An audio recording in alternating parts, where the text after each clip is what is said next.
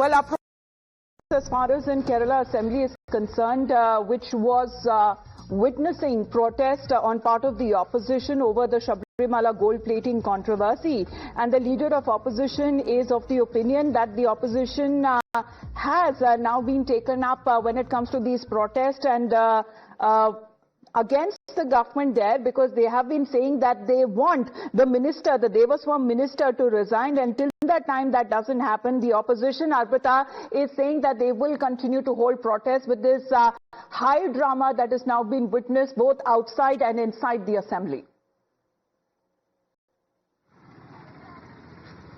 Well, yes, Amita, this is the third consecutive day where opposition is protesting against the LDF government inside assembly. What they want is V.N. Vasiran Devaswam minister to resign from his post. In fact, leader of opposition V.D. Satheeshan has made it clear that until Devaswam minister resigns from his post, opposition will continue to protest. In fact, in some time, BJP will also be protesting in front of CM's residence because of alleged Sabrimala gold loot.